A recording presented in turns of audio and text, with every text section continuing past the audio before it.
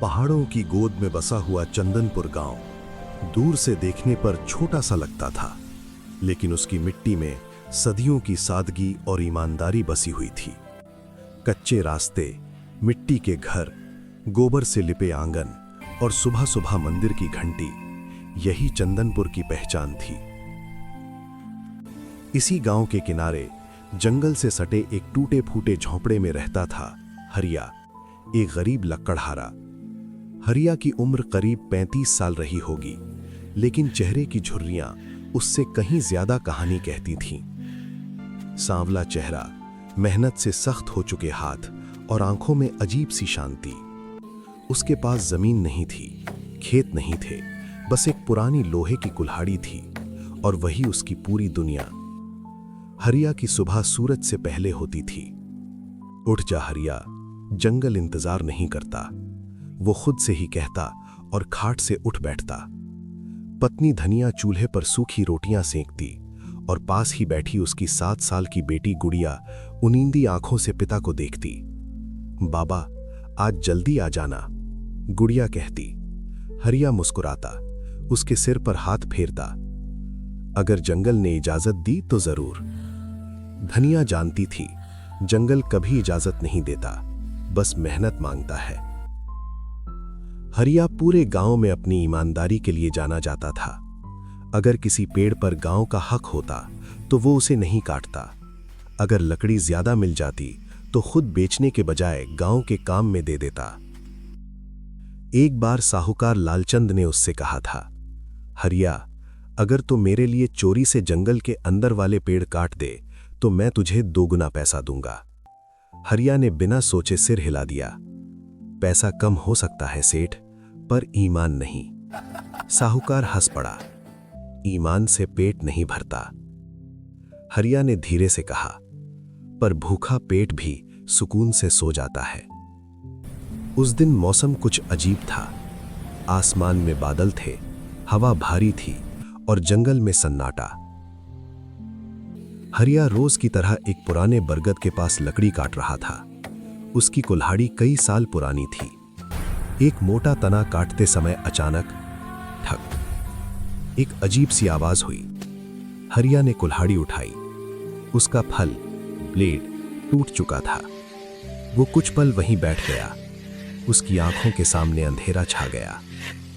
अब क्या होगा? उसने खुद से पूछा। यही कुल्हाड़ी उसकी रोजी थी। इसके बिना वो कुछ भी नहीं था। शाम को खाली हाथ घर लौटा। धनिया ने कुछ नहीं पूछा, गुड़िया ने भी नहीं, बस चूल्हा नहीं जला। अगले दिन हरिया बाजार गया। नई कुल्हाड़ी की कीमत पूछी। 300 रुपए। हरिया के पास सिर्फ 60 रुपए थे। वो चुपचाप लौट आया। रात को धनिया बोली, मैं अपने कंगन बेच दूं? हरिया का दिल कांप गया। नहीं, उसने साफ कहा, गरीबी सह लूंगा, पर तेरे गहने नहीं। उस रात वो सो नहीं पाया। तीसरे दिन वो यूं ही जंगल की ओर चला गया, बिना कुल्हाड़ी, बिना उम्मीद। बरगद के उसी पेड़ के पास एक अजीब बूढ़ा बैठा था। सफेद दाढ़ी, गहरी आंखें और हाथ में लकड़ी की एक चमकदार कुल्हाड़ी। क्यों बेटा, आज लकड़ी नहीं काट रहा? बूढ़े ने पूछा। हरिया ने सारी बात कह दी। गरीबी, टूटी कुल्हाड़ी, भूखा घर। बूढ़ा मुस्कुराया। अगर मैं तुझे कुल्हाड़ी दूं तो क्या तू ईमानदारी छोड़ देगा? हरिया चौंक गया। कुल्हाड़ी मिले या ना मिले, ईमान नहीं छूटेगा। बूढ़े ने जमीन पर कुल्हाड़ी रख दी। वो साधारण नहीं थी। लकड़ी का दंड, लेकिन फल हल्का नीला चमक रहा था। ले जा, बूढ़ा बोला, पर याद रखना, ये कुल्हाड़ी तुझे बदलेगी, पर तुझे खुद को नहीं भूलना है। हरिया ने हाथ जोड़े। जब उसने आंख उठाई, बूढ़ा गायब था। अगले दिन हरिया ने उस कुल्हाड़ी से लकड़ी काटी। पहली चोट में ही पेड़ 2 हिस्सों में टूट गया।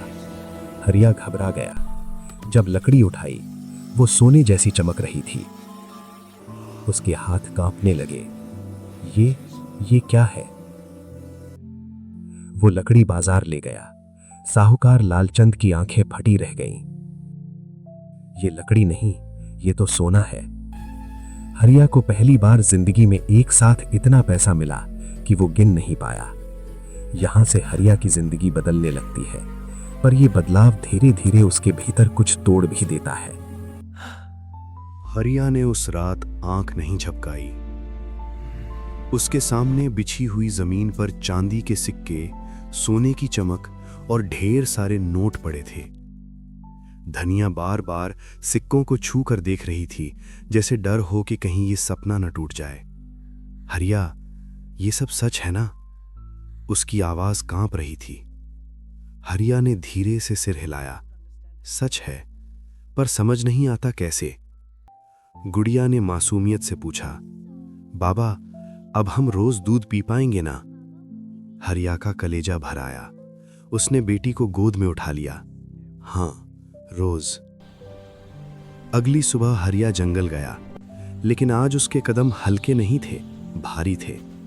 वो उसी पेड़ के पास पहुंचा जहां से सोने जैसी लकड़ी मिली थी। कुल्हाड़ी उठाई, वार किया और फिर वही चमत्कार। अब वो डर नहीं रहा था।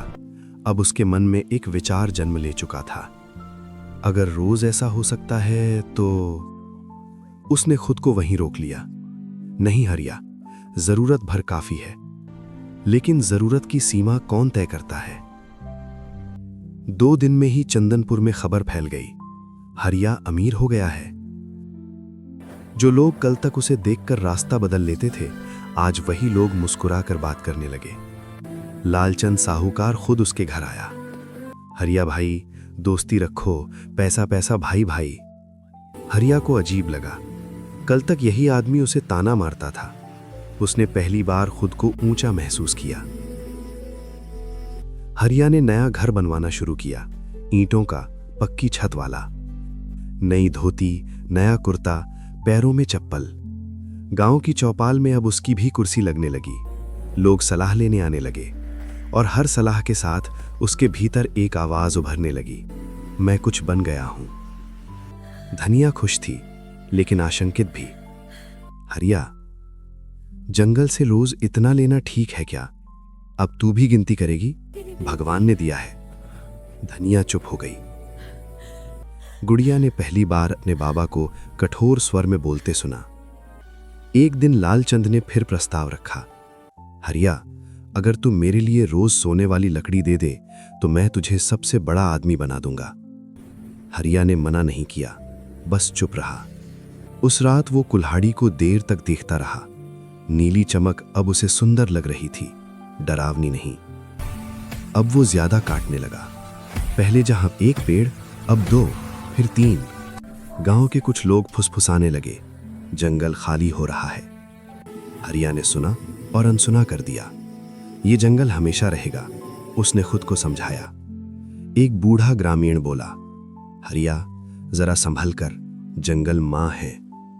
हरिया हंस पड़ा, मां तो मेरे घर में बैठी है, जंगल बस लकड़ी है। उसकी बात सुनकर कई लोग चुप हो गए। हरिया ने पहली बार किसी को चोट पहुंचाई थी, बिना कुल्हाड़ी के।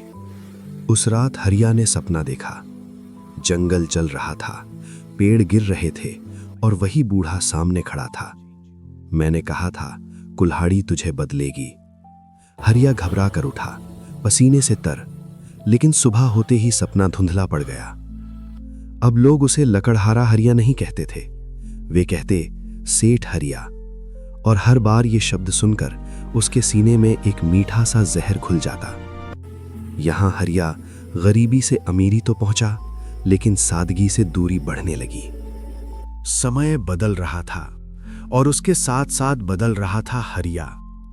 अब वो सुबह सूरज से पहले नहीं उठता था। अब जंगल उसके इंतजार में रहता था। झोंपड़ी पूरी तरह पक्के मकान में बदल चुकी थी। आंगन में तुलसी का चौरा तो था, पर तुलसी की छांव में बैठने का वक्त नहीं। हरिया अब अकेला जंगल नहीं जाता था, उसके साथ 2 मजदूर रहते। ज्यादा पेड़ काटो, वो आदेश देता। जो आदमी कभी पेड़ों से बात करता था, अब उन्हें गिनती में तौलता था। जंगल की हर चोट अब हरिया के भीतर की चोट बनती जा रही थी, पर उसे एहसास नहीं था। गांव की चौपाल में अब उसकी कुर्सी सबसे आगे होती। वो बोलता, बाकी सुनते। अगर कोई गरीब मदद मांगता तो वो टाल देता, आज नहीं बाद में, और बाद में कभी नहीं आता। धनिया सब देख रही थी। एक रात उसने कहा, हरिया, लोग कहने लगे हैं कि तू बदल गया है। हरिया हंस पड़ा। लोग वही कहते हैं जो उन्हें जलन होती है। धनिया चुप हो गई। चुप्पी अक्सर सबसे बड़ा डर होती है। लालचंद साहूकार अब हरिया के और करीब आ गया था। जंगल का आधा हिस्सा काट डालो, उसने कहा, बाकी मैं संभाल लूंगा। हरिया ने पहली बार खुलेआम नियम तोड़ा। अब वो गांव की सीमा से बाहर भी पेड़ कटवाने लगा। एक दिन हरिया ने ध्यान दिया, कुल्हाड़ी की नीली चमक अब गहरी होने लगी थी।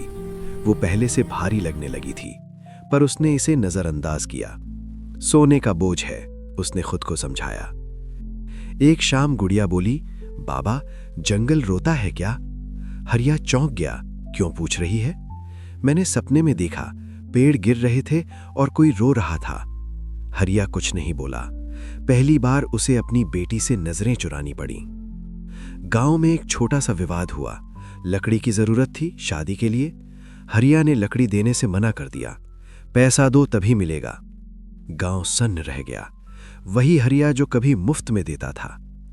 उसी रात आंधी आई, तेज हवा, टूटते पेड़ और अजीब सी आवाजें। हरिया बाहर निकला। उसने देखा, जिस जंगल से वो सोना निकालता था वहीं आग की लपटें उठ रही थीं। उसकी कुल्हाड़ी जमीन पर गिर गई। नीली चमक अब लाल होने लगी थी। अगले दिन खबर आई, एक मजदूर घायल हो गया। पेड़ गिरा, वो दब गया। हरिया कुछ देर चुप रहा, फिर बोला, इलाज के पैसे दे दो। बस, न पछतावा न आंसू।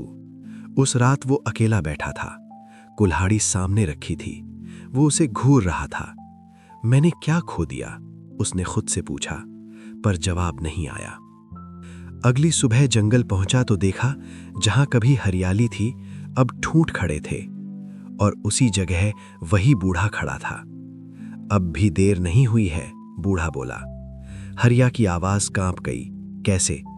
बूढ़े ने कुल्हाड़ी की ओर इशारा किया। इसका आखिरी इम्तिहान बाकी है। यहां कहानी पहुंचती है सबसे कठिन मोड़ पर, जहां हरिया को अपनी लालच, अहंकार और ईमानदारी में किसी एक को चुनना होगा। जंगल उस दिन अजीब तरह से खामोश था। न पंछियों की आवाज, न पत्तों की सरसराहट, बस सूखे ठूंठ और उनके बीच खड़ा वही बूढ़ा। हरिया की सांसें तेज थीं। कुल्हाड़ी उसके हाथ में थी।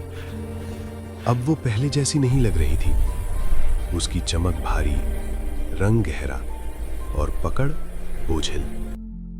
क्यों बुलाया मुझे? हरिया ने कांपती आवाज में पूछा। बूढ़े ने उसकी आंखों में देखा। मैंने तुझे अमीर बनने की ताकत दी थी, अब इंसान बने रहने की परीक्षा है। बूढ़े ने जंगल के बीच एक पेड़ की ओर इशारा किया। वो पेड़ बाकी सबसे अलग था, हरा, जीवित, मजबूत। बूढ़ा बोला, इस पेड़ को काट। हरिया चौंक गया। लेकिन ये तो जिंदा है। अगर काटेगा तो जो निकलेगा वो सोने से भी कीमती होगा। तू सबसे बड़ा सेठ बन जाएगा। हरिया का दिल तेजी से धड़कने लगा। उसके सामने सपने थे और पीछे गुड़िया की आंखें, धनिया की चुप्पी, घायल मजदूर, सूखा जंगल। उसने कुल्हाड़ी उठाई। हाथ कांप रहा था। उसे याद आया वो दिन जब टूटी कुल्हाड़ी के साथ वो भूखा घर लौटा था। उसे याद आया ईमान से पेट नहीं भरता और उसका जवाब पर सुकून मिलता है। उसकी आंखों से आंसू गिर पड़े। अगर मैं इसे काटूं तो मैं क्या बचाऊंगा? बूढ़ा कुछ नहीं बोला। हरिया ने गहरी सांस ली और कुल्हाड़ी जमीन पर रख दी। मैं नहीं काटूंगा। मुझे सेठ नहीं बनना। मुझे वही हरिया रहने दो जो भूखा था पर झूठा नहीं। उसने कुल्हाड़ी दोनों हाथों से उठाई और बूढ़े की ओर बढ़ा दी। ये ले लो, इसने मुझे बहुत कुछ दिया और बहुत कुछ छीन भी लिया। यही सही फैसला था। बूढ़ा मुस्कुराया। उसने कुल्हाड़ी ली और देखते ही देखते वो धुएं में बदल गई। जंगल में हवा चली, सूखे ठूठों से नई कोपलें फूटने लगी। हरिया घुटनों के बल बैठ गया, रोते हुए। जब उसने सिर उठाया, बूढ़ा गायब था। हरिया घर लौटा।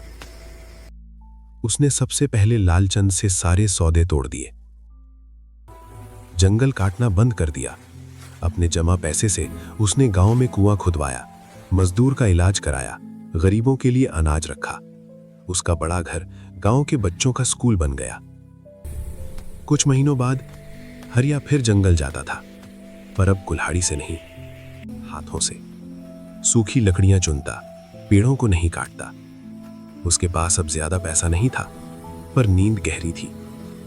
गुड़िया एक दिन बोली, बाबा आप फिर पहले जैसे हो गए। नहीं बिटिया, अब पहले से भी बेहतर हूं। चंदनपुर आज भी वही है, कच्चे रास्ते, कच्चे घर और जंगल। लेकिन अब लोग एक कहानी सुनाते हैं, जादुई कुल्हाड़ी की नहीं, उस इंसान की जिसने लालच को हराया। क्योंकि सच्चा जादू सोने में नहीं, ईमानदारी में होता है।